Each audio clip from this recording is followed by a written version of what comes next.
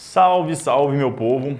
É o seguinte, nessa gravação, nessa aula de hoje, nós vamos discutir um pouquinho sobre resolver exercícios que caiu no simulado que vocês fizeram, tá?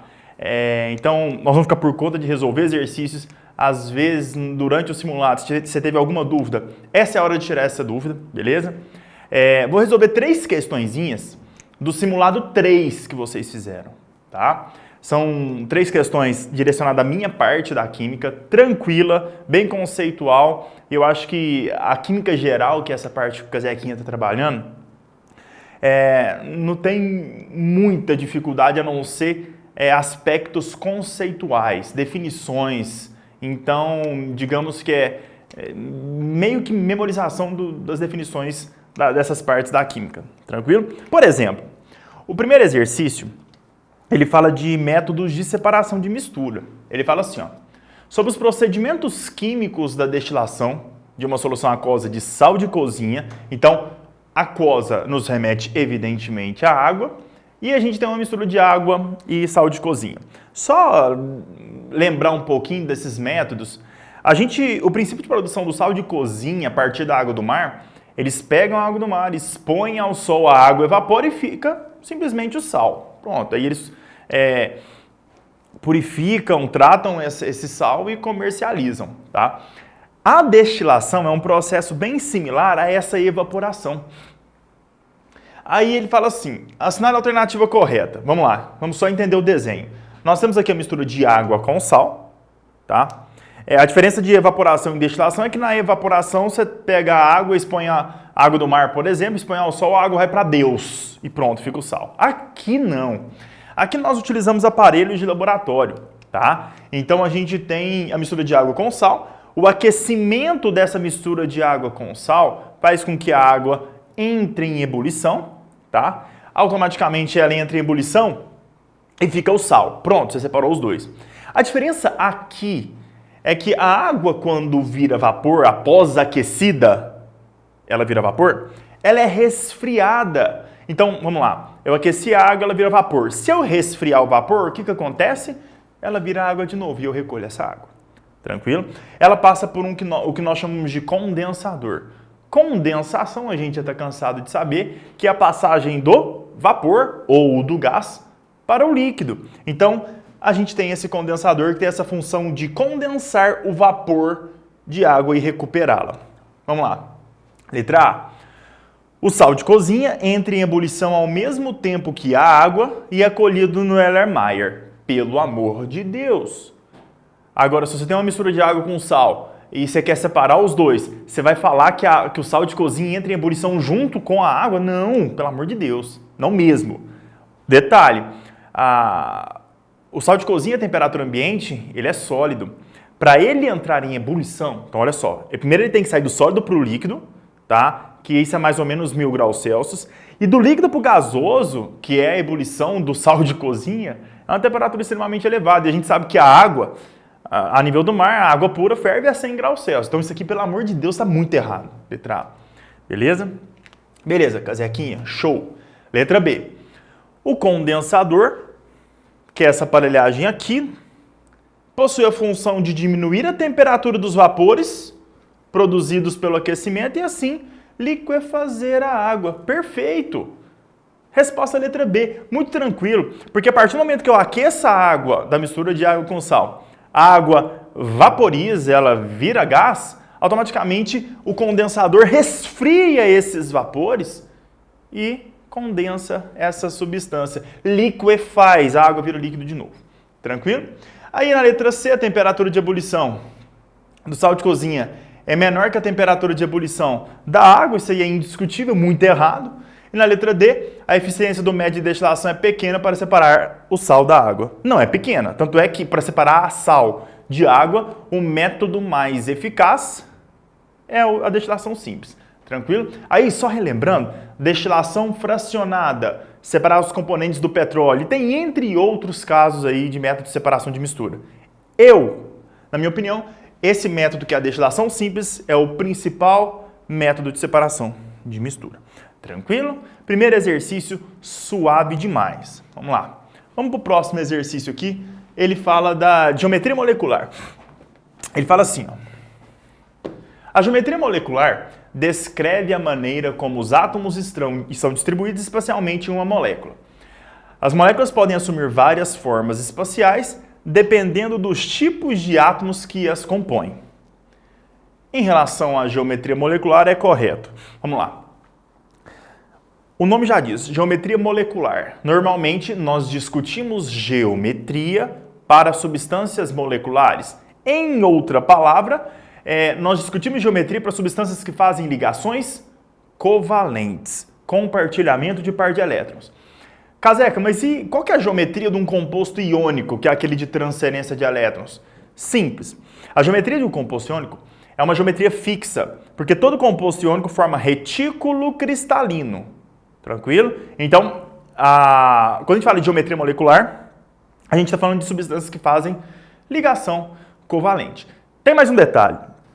A geometria que a minha molécula adquire, ela é diretamente relacionada à quantidade de átomos que eu tenho na minha molécula. Por exemplo, se a minha molécula tiver só 2 átomos, O2, só tem 2 átomos. A geometria, ela é linear. Agora, se a minha molécula tiver 3 átomos, aí a gente vai ter que analisar o elemento central. Se sobrar elétron no átomo central, por exemplo, aqui da água, nós temos uma geometria angular. Se não sobrar, linear. Vamos lá, vamos viajar aqui, ó. Vamos supor que eu tenho aqui o BF3, fluoreto de boro. A gente tem 4 átomos. Só que não sobra elétrons no átomo central. A gente tem o que a gente chama de trigonal plana. Porém, se eu tiver 4 átomos e sobrar elétrons no átomo central, nós temos uma geometria. Lembrando que aqui o nitrogênio sobra um par de elétrons, porque ele é da família 5A. Ele usou 3 para fazer ligação, sobrou um par. A gente tem uma geometria piramidal. Beleza? Para 5 átomos é sempre tetraédrica, que é o que a gente vai até discutir nesse exercício. Aí, ó, eu lembro de mostrar para vocês assim, ó, quem lembra das aulas gravadas. Ó, 2, 3, 4, 5. Ó, quando tem 2 átomos, 3 átomos, 4 átomos e 5 átomos. Observem. Linear, ar. Vamos lá com calma. Para 2 é sempre linear, independente de quais que sejam esses 2 átomos. Ar, para 3, ó, 3 dedinhos juntos. Ar é linear ou angular. Ó, então, linear, ao, tetraédrica. Linear, ao, tetraédrica. Então, vamos lá, linear para 2 átomos. Linear ou angular para 3 átomos. Linear, ao, para 4 átomos, que é trigonal ou piramidal. E 5 é sempre tetraédrica. E olha aqui, o trifluoreto de boro. Tá aqui, ó, trifluoreto de boro. E a amônia apresenta geometria trigonal plana. Galera, o trifluoreto de boro, sim, é trigonal plana, mas a amônia é piramidal. A amônia já foi questão de segunda fase do vestibular da UFO, porque ele te perguntou lá qual que é a geometria molecular da amônia. Simples assim, da segunda fase. Então, se eu soubesse aqui, ó, linear, ao, a amônia tem 4 átomos. Ao, você poderia chutar, trigonal ou piramidal. Então, sabe, um conceitozinho, uma dicasinha quentíssima aqui. Tá? Então, o primeiro item é falso, eles não têm a mesma geometria. O ácido cianídrico, que é o HCN, é angular? Vamos entender o HCN. O HCN, nós temos aqui o carbono como elemento central. Ele é da família 4A. Dos 4 elétrons que ele tem na última camada, ele usa os 4 para fazer ligação, não sobra elétron. O ácido cianídrico, ele é linear. Ali falou que ele é angular, errado. Letra C. Tetacloreto de carbono e metano. Apresenta a geometria tetraédrica? Pessoal, olha esse, que massa. Aí envolve, eu acho que assim, um exercício desse, o que pega para nós é a gente entender o nome e associar à molécula. Eu confesso que o problema seria esse. Porque, cara, ácido cianídrico, como que eu vou lembrar que é o HCN? Trifluoreto de boro, o nome é sugestivo, tem 3 fluores e 1 boro. Mas, ó, tetacloreto de carbono. Ó, carbono com 4 cloros. Metano, velho.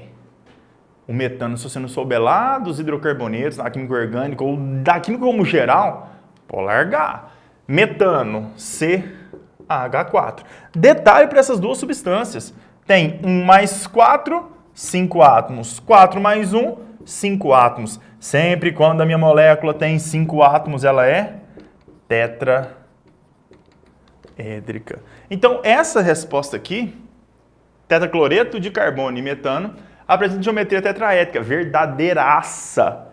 Ok? E letra D, as moléculas formadas por 6 átomos, sendo um deles central, a geometria será octaédrica. Detalhe, a molécula é octaédrica se ela tiver 7 átomos. Ai, que serve 7? Oct é. 7 átomos é octaédrica. 6 átomos é bipirâmide trigonal. Então aquele item é falso. Beleza? A casa é... Não, mas tá de boa esse exercício. Eu sei que a química é fácil. Tá? Mais um. Na região da cidade de Bonito, no Mato Grosso do Sul, a ocorrência do solo calcário contendo carbonato de magnésio e cálcio faz com que a água dos rios tenha um aspecto cristalino, que é uma atração turística conhecida mundialmente. Em relação ao cálcio e ao magnésio, são feitas as seguintes afirmações. O raio do cálcio é maior que o do magnésio. Vamos lá. Pessoal, se nós olharmos na tabela periódica, bonitinha, pleninha, aqui, o magnésio ele está aqui na família 2A e o cálcio está embaixo.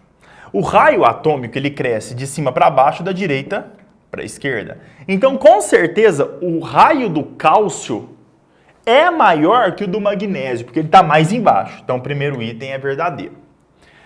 Segundo item. A primeira energia de ionização do magnésio é maior que a do cálcio. Pessoal, a energia de ionização ela cresce da esquerda para a direita, de baixo para cima. Quem está mais em cima? O magnésio. Então, a energia de ionização do magnésio é maior.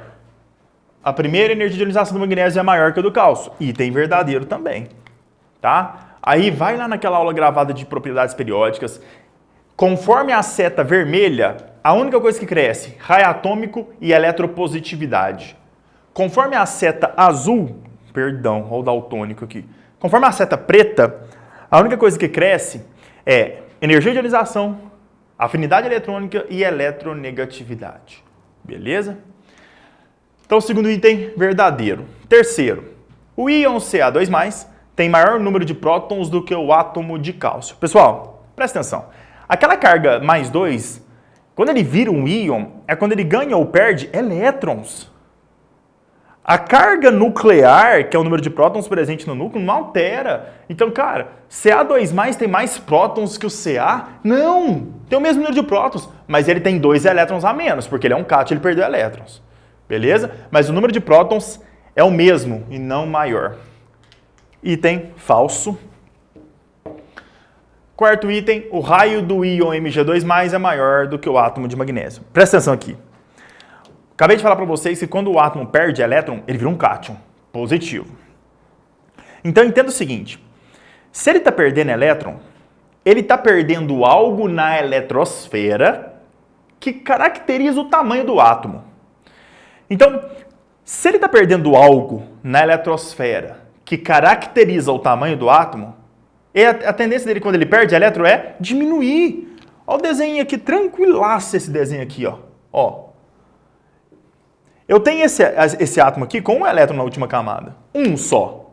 Para ele virar cátion, ele perde elétron. Se ele perder esse elétron, olha o tamanho que ele está agora. Se ele perder esse elétron, olha o tamanho que ele está agora. Ele diminui. Então, quando o elemento químico, quando o átomo ele perde elétron, vira cátion, ele diminui. Aqui falou que o cátion é maior, falso. Ele é menor que o seu átomo neutro. Beleza? Então, item falso. Resposta verdadeira só 1 e 2. Resposta letra A. Tá aqui, bonitinho. Não, o caso é que trem de boa, hein, irmão? De boa demais, de boa demais. 3 exercíciozinhos aí, ó, do simulado. Tranquilo, tranquilo, tranquilo. Esses são os 3 exercícios da prova da parte de Química Geral, do simulado 3, que vocês fizeram aí há pouco tempo. Fechou? É nóis. Já já eu volto e explicando outros exercises dos outros simulados. Fechou?